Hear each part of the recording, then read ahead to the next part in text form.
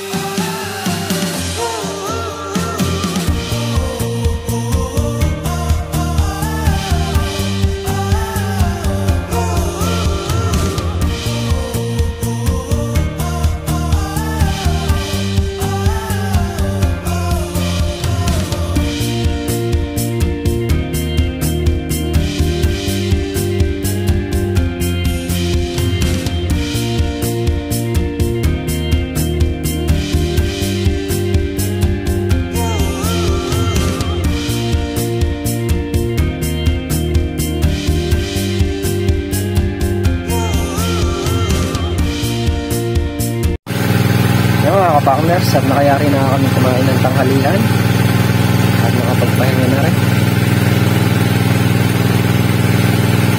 12:58 na ng tanghali.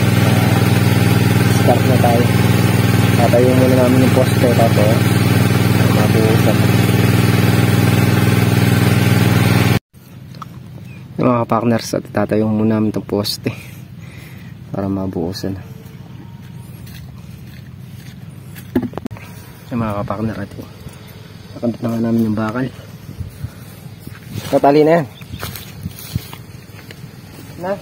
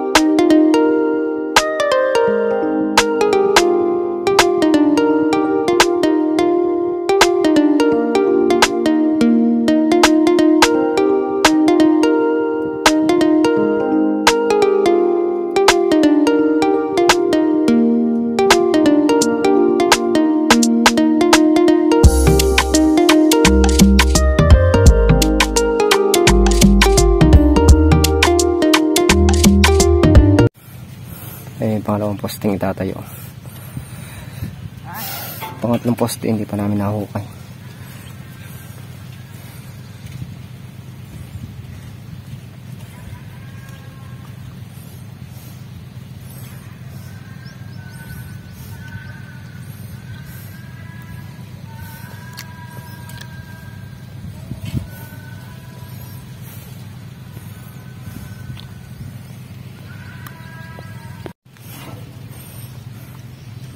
Yan, tatayuan namin yung pangalawang poste doon.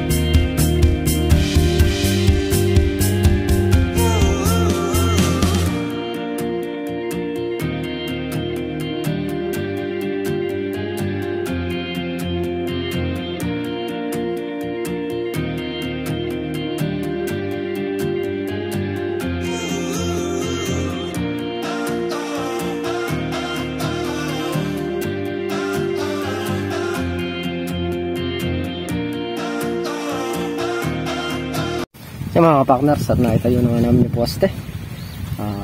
Start na kayo magbuhos ni Makmak. Start na po tayo.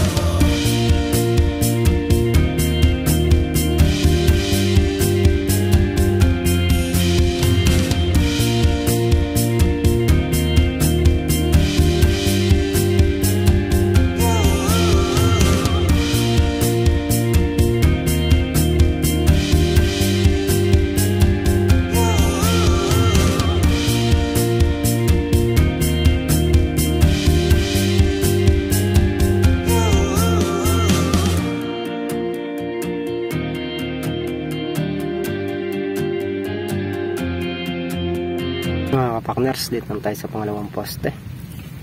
Bakit lang namin yung mixer papunta dito.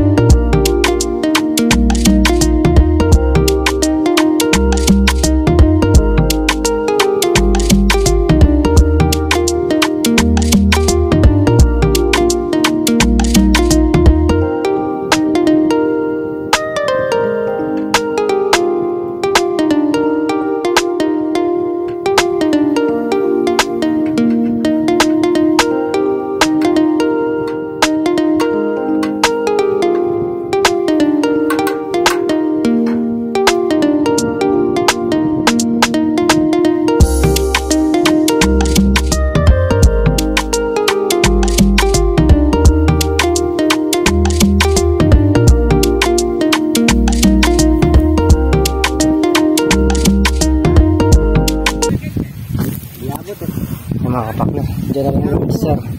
Kaya nung maputik, titimbahin na lang naman. Mga kapakner, alayan natin ito. Poste.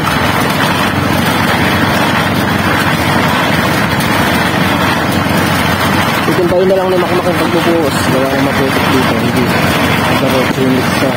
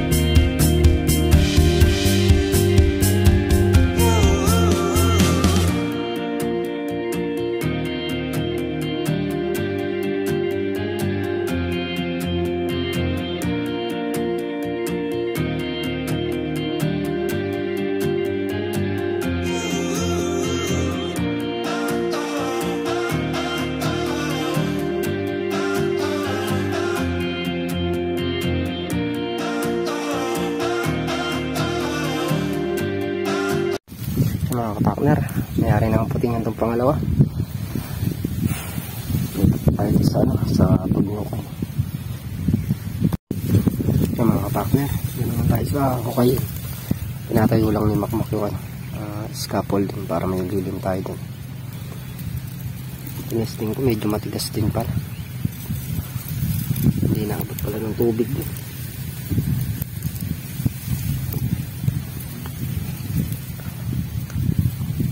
Alangan natin buhusan ngayon yan. Bukas natin sasabayan, kasabay ng mga gawa ng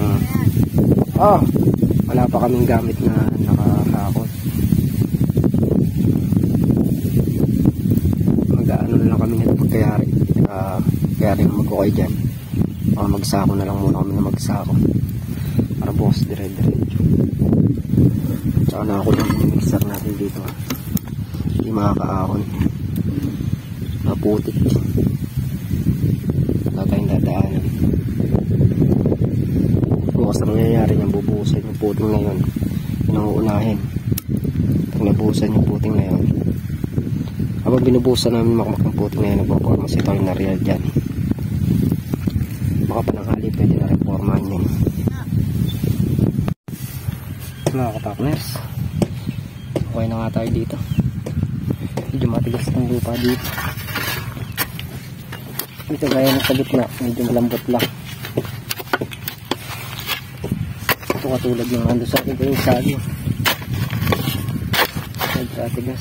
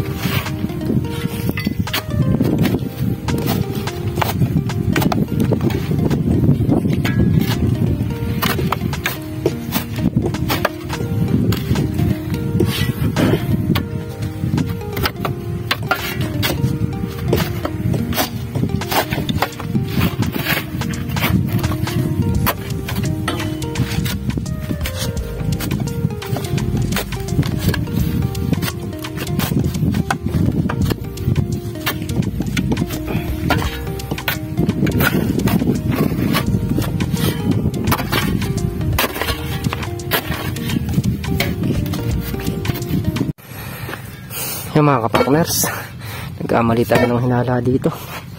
Akala natin malambot, matigas pala. Maktigas pa doon sa isa. Nabababad naman ang tubig to, kaya lang hindi, hanggang doon lang hindi maabot dito. Kung malambot lang to katulad ng kahapon, kalahating oras na ho kaya niya rito. Sapot. Kung palalay gagamitin namin, lang di kaya ng palaw. Ang bareta, yung tunog ng bareta talagang makansing. Kaya malangan na rin tayong buhusan to. Tigas ay nawa. Pero tsaga-tsaga lang nga. Ay makukuha rin natin yung ano yan, yung lalim yan. Mga kapartner, papatubigan namin. Hindi madali ng bareta, tumatalbog lang. Sinet lang namin yung hose para mapatubigan na. Sakto lang. Sakto lang.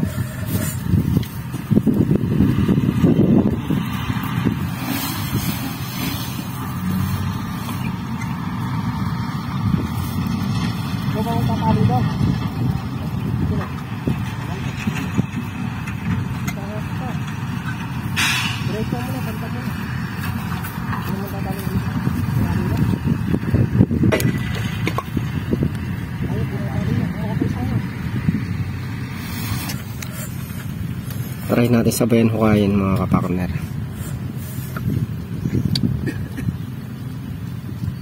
Andito na yung tubig, Mac. Huwag isang mos. Yan yung tubig. Magpakuha ba tayo ng hose? Hindi pa umabot dito. Mga kapartner, ginawa ko na lang daan tubig. Kakababad muna natin.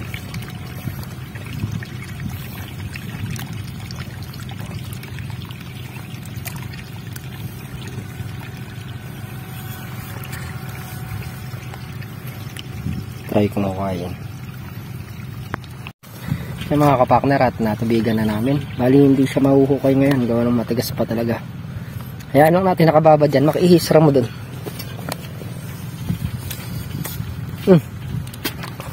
bukas na natin huhukayin yan. Gagawin namin, magsasako muna kami ng mga graba, buhangin, para sa gagamitin dito bukas. Lahat tinesting namin hukayin, talagang sobrang tigas, hindi madali. Doon muna kami sa pagsasako ng graba at buhangin. Yung mga kapakner, magsasako muna kami ni Makmak ng graba tsaka buhangin para bukas hakot-hakot na lang. Sila Tol Narel tsaka si Makmak tinanggal na yung forma doon, tapos dinadala na nila dito. So may ginawa namin ngayon. Bali naiwan pa natin yung isang poste, di pa naitayo gawa ng sobrang tigas ng hukayin pala doon. Binabad muna namin sa tubig para lumambot siya kahit papaano. Bukas ng umaga na lang huhukayin niya. Na hinuhukay namin, ayaw tumalab ng bareta, matalbog lang.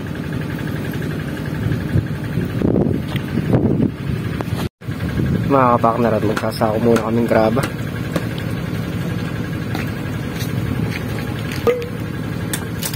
Kanin mo na!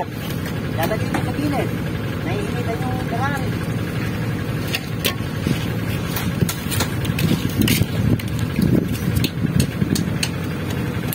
Graba at saka buhangin, sasako namin.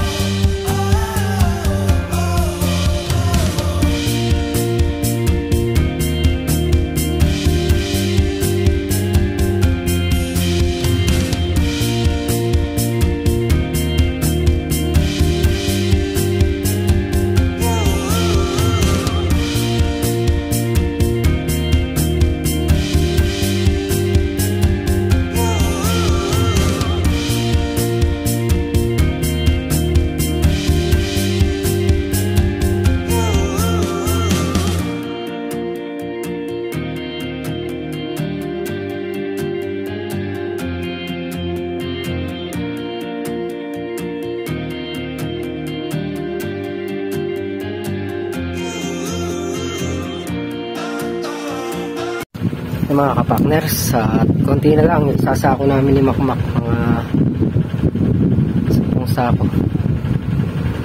Kompleto na natin mga pambubuhos doon. Oras natin 4:35 ng hapon. Mamayang out natin ng 5. Out namin kasi dito 5. Lilipat naman kami doon sa Kalamansi. Hindi ko alam kung magpupuno-puno o magpapala-pala kami. May isang oras namin, hanggang alas 6 kami dito ilalaan namin doon sa Kalamansi. Kaya mga kapakner, at nayari na kami magyak ng buhangin saka graba, gagamitin bukas. Sila Tol Narel naman nagdulos. Ayun, yung pagtatayo ng mga concrete post, tinulusan na nila. Copy muna tayo bago tayo magsimula dito sa Kalamansi. Time check muna.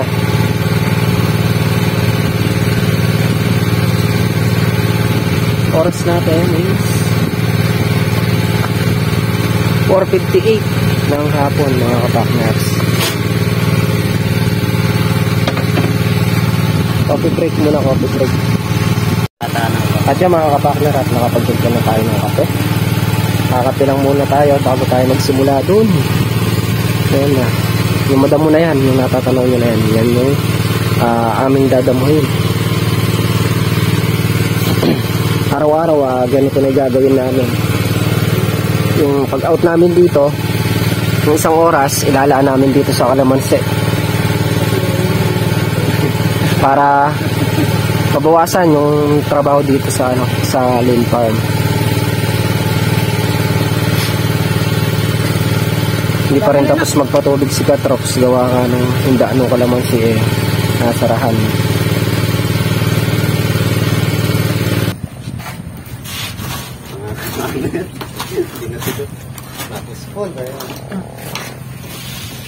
Konti lang naman yung damuhin pag talaga sinalito, saglit lang.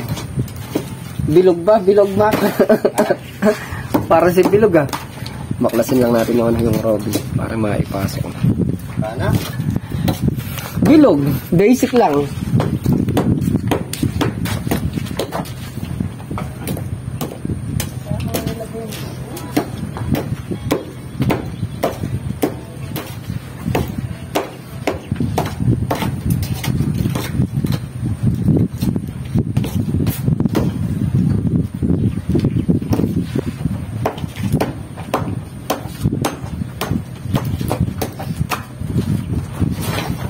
Tama ka.